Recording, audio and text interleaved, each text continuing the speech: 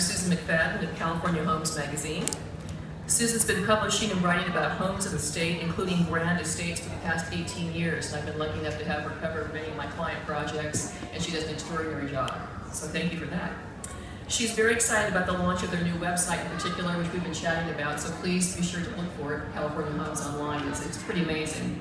And Susan, I'll turn it over to you to introduce our fabulous 18 clients. Thank you. Thank you.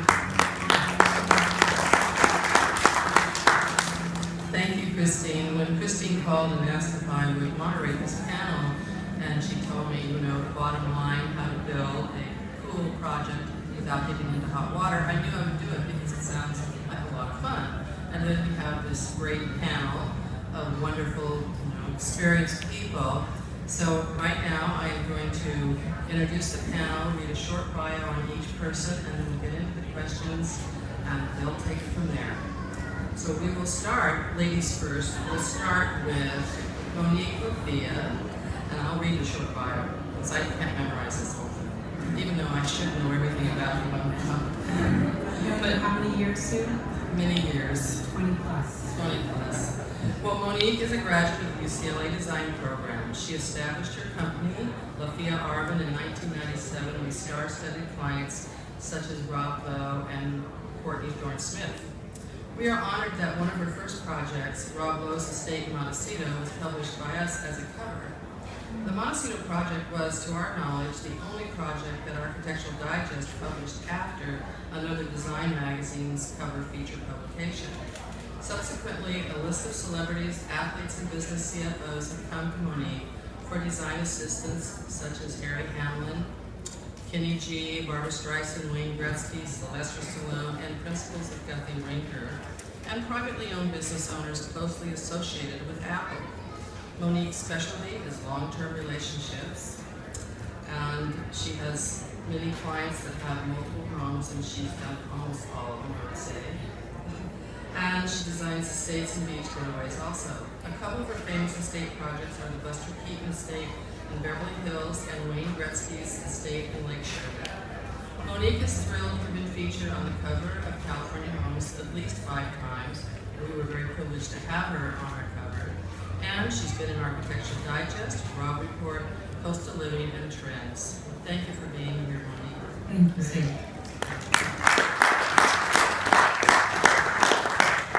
And we'll go next to Bart Mandel.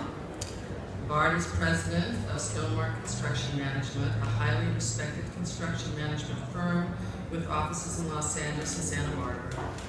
Stonemark's diverse portfolio features high-end custom homes and residential estates, commercial buildings, and historic restorations, 50-plus sacred spaces, and with the distinction of being one of the few approved project managers for the Archdiocese of Los Angeles.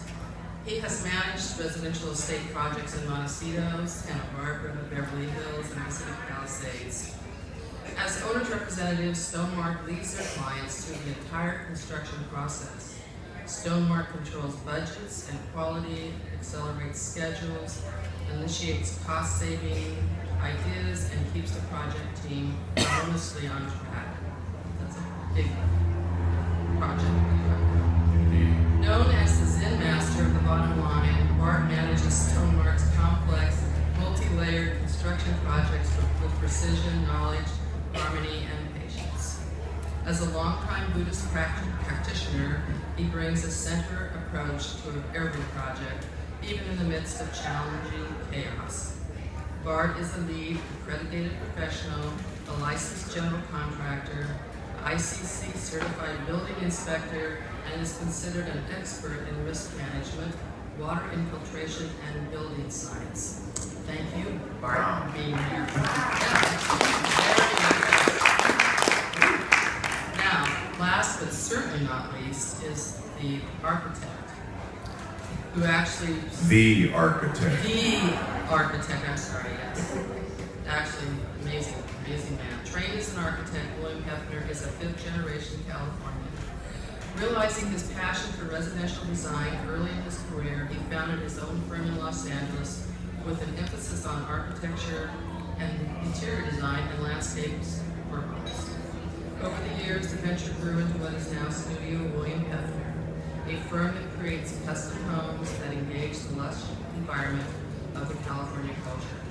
His work has expanded to include custom furniture, lighting, and hardware design. Studio William Hefner creates homes that inspire, nurture, and transform the lives of the families who inhabit them. Hefner passionately advocates that the hands-on human element of craftsmanship is essential to bringing a home to life. Williams' work is widely published in books and magazines in the United States, as well as internationally, and he has been named one of the top 30 architects for luxury residential architecture in the world by the Rod Report. He recently completed one of the largest estates on record in Los Angeles, Chateau Lafia in Bel Air, 60,000 square feet. I'd say that was a major project. So we're going to start questions now, and we'll start with William Hefner since he's the first to hit the scene. And my first question for you is, you probably have learned the art of staying cool more than anyone with your most recent project, a 60,000 square foot estate called Chateau Lafia in Bel Air. Would you say this was one of the more challenging projects of your life? And what was the key to keeping your clients cool, calm, and collected during this extraordinary construction process? What are the demands of managing clients when doing something very custom or experimental? That's a long question, but let's start. Is this working? So that was a very challenging project. I think the difficult aspect of it was that we started before we had full drawings. A project like that, no one wants to wait until everything's finished to start, because you have to wait another year to start building. So we didn't really have a fixed budget. We didn't really have a fixed time period for the project. But I think trying to be proactive about things as we went through a construction project and trying to get budgets pulled together as soon as possible. I think there are two things that clients may melt down about. They're basically time and money. So at some point in the project it comes down to that. And I think on that project we're just trying to have as much forward visibility and to make them feel like they had choices. That was a big part of it. And just to manage, it took a big team of people to keep up with it. And part of that time requirement was making sure we had enough trained people in the office to review thousands and thousands of pages of shop drawings and all the other aspects of it that you need to complete. How much advance time did you spend in the office before you actually started the project, actually working on it? Less than a year. And how long was it in construction? 5.5 years. Long time. Did you have someone like Bart on the team to help manage that kind of stuff? No. So in that project, we were the architect, we were responsible for the interior architecture, the landscape, and we were the owners. So it was a lot of big shoes to fill in that project. And I would have loved to have somebody like Bart, but it was, we didn't. Speaking of construction manager, Bart, why don't you tell us about the role of a construction manager, who is also known as the owner's rep? The owner's rep. Does that mean Owner's rep. they're your boss? The owners are. What is that? Of course, the owner's always the boss. Right.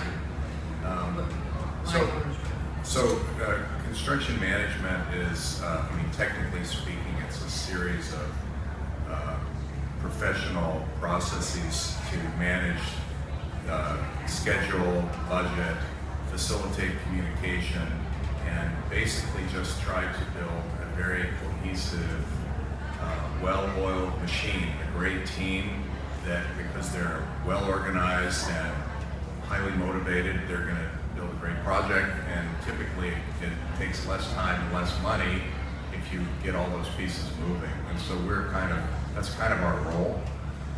From another perspective, you could say we don't really do anything. We don't do the architecture, we don't do the design, but we handle all of the communication aspects. So I think that from a technical side, we have to know all the ins and outs of construction and contracts and insurance and risk management, and millions of technical details, sequencing. We have to kind of know everyone's job in order to be able to blend them together into a seamless whole. But the biggest part of the process is really communication. So you're the great communicator. Well, something like that. I was talking to a designer friend of mine the other day, and her characterization of what she did, what Monique does, is 10% design and 90% client expectations. So what I said was, our jobs are the same, except I don't do design. You try to keep everybody cool. Right, try to keep them. And working well together. We feel like if anyone on the team has fallen down, then it's really our problem. So we're trying to keep everybody working, looking good, and happy, and doing their job properly for the owner, which is really that's the bottom line. So Monique, with your vast experience delivering and designing high-profile clients, how do you manage their expectations and deliver without disappointment? I think, Even if you have Bart. yes, that would definitely help. And someone like William would also assist the project as well. I think the key is to really understand what your client is looking for. For instance, when I worked on with Rob and Cheryl Lowe, who want to see real estate, before I was hired, I was actually hired, I was there 7 hours, and we were selecting materials and ceramic tile, and this is a 20,000 square foot English manor, and I was like, you can't put ceramic tile in this house, it's killing me. So the client's showing me her selections, and I'm like, I don't think this is gonna work inside my head. And they don't have someone like Bart on the team, or someone like William, so I'm kind of standing on my own as I'm selecting this. So I said to the client, let's wait and make this decision after you come with me, we're going to see some stone. So the stone manufacturer closed the showroom, so I met with Rob and Cheryl at 6:30 at night, and the client fell in love with biblical stone. Well, everyone knows biblical stone is about $80 to $120 a square foot. It's not $5 ceramic tile. So fortunately, someone like myself came in time, and before the budget was set, and we made some changes. So to really manage their expectations, a lot of the clients go through periods where they're available for 2 weeks, and then you don't see them for 8 months because they're working. So when they're on hiatus is when I get about 50 emails, and then during the 8 months, I don't hear from them at all. So managing your expectations is really the communication, like you were saying, Bart, is the key. And also really understanding what your clients are looking for, and keeping true to your vision because you are the professional and guiding them every step of the way. Wouldn't you say that patience is a really big part of it? I mean, client, in that example, the client came up with some ideas that you didn't think were going to work. We get this all the time, and you can't just barrage them with no at the beginning because they can't hear it. So it's really a question of kind of leading them in the right direction without them knowing they're being led. Well, I think it really also is educating your client, because there's a reason why something you want to use real stone in this application versus ceramic. Don't you find, William, that it's really educating them about the materials, how material is going to be used, and this material is going to work much better in that application as opposed to using something that's less expensive. And I think if you educate them about it, and they feel like they have the choice. Like, clients don't respond well when they feel back in the corner and say, this is what you have to use, it's $25,000 more, and you just have to use it. But if instead of walking through the whole process, you say, here's $5,000, this costs $5,000, this costs $10,000, this costs $25,000, these are reasons why we like all of these various materials. They'll often pick the most expensive one, but they won't be sore about it. If you make them feel like they have to do it, Because at the end of the day, your home is your most, that's your biggest asset. That's where you're going to allocate most of your resources. And I think it's your dream come true. And it's our job to manifest that for you, to make that come true, and to guide them carefully. And it's a very exciting process. It's very stressful. Because there's some hard emotional. It is. For the owners. And it's important that the client really lets the team know what dream they've always had. You know, whether it's a little picture or they went traveled somewhere and they found something. It's important for them to communicate that to the team, that this is what I've always wanted, I've always loved it. Share it with us, don't keep it a secret, so we can help manifest that, help it come true for you. So, William, what do you do when you have clients that are disappointed or you feel that their expectations aren't being met? I can't imagine it happening with you ever, but you must have gotten in hot water at one point, and I'm sure you crawled out quickly, but since you're starting the whole process first. You do the design and you put in plans. Do they want to change that often or not? Well, I think we were talking before we started. We were saying you can get into hot water at least once or twice a week. It's like in the office they tell people, you're going to go to the woodshed. Yeah. What are we meeting about tomorrow? I said, well, we're going to go have a trip to the woodshed. I said, it's just happening. I think that. But it's really then, it's just about how you respond. If you take responsibility for it, if you have active steps to sort of figure it out of it, if you offer options for way to get people out of it, as I was saying, let people out of choice. And I think what people don't respond to well is you can't be defensive. And if you've genuinely made a mistake, you take responsibility for it. If there's some other character on the job that the problem rests with, you've got to be responding the same way, and then you have to have a plan to get things back on track. If they're feeling things are taking too long, you have to offer, here's what we're going to do about it for the next 3 months to try to turn it around. And if it's about money, here are 4 ways that you can save money if you want to, as we go forward. So it's just offering options and being responsible. Another question for you, Bart. So for large-scale residential projects, it would seem that having a construction manager on the job is very important and an advantage to clients. I would agree with that. Right. I mean, I would too, actually. If you had to choose the most important contribution that you would make, though, what would that be to a client? If you're talking to them and wanting them to go ahead and put you on the project, what is the most You important? mean my sales pitch? Well, you don't have to call it a sales pitch. Well, I think it varies depending upon the client. Some clients are very busy and they really need someone to take care of their affairs and wrap their arms around them and make sure they're getting what they're paying for. So some people, it's more about time. Some people are very paranoid about the budget and they're not going over the budget. But I guess overall for me, everything that we do is sort of a complete package to create a unified project delivery system. It actually costs less and takes less time than not having us at all. So, for us, it isn't really one thing that we do, it's that we do all of them, and as a whole, it creates a more efficient project. And they see the advantage to having you there, because they do save money in the long run.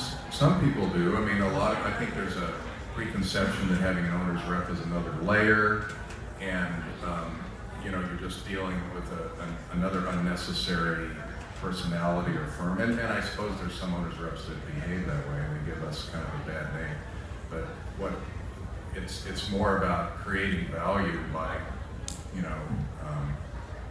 bringing out the best in everybody. And there's so much collective intelligence in a project when you have a William or a Monique, or you have and a contractor. And each person there's enough collective wisdom in the team to know what to do about everything. And we just have to find a way to get all of that out and get it on the table and get it produced. And so, I don't know if that answers your question. No, you did. So I think sometimes clients are afraid to make their initial investment, and they think if they go with someone that's a little less expensive, then they're going to save money. But in the long run, if you hire a team that has a lot of experience, they work together, we're going to look out for the client. We're working together. And most people you work with are busy, they travel all the time. Many of them are celebrities, or even if they're not celebrities, they're gone all over the world. They don't want a lot of problems. They want the house done right.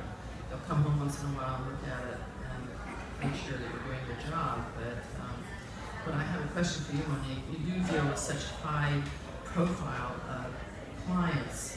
Does it ever intimidate you? Have you ever worked with anyone that really intimidated you and made you feel kind of...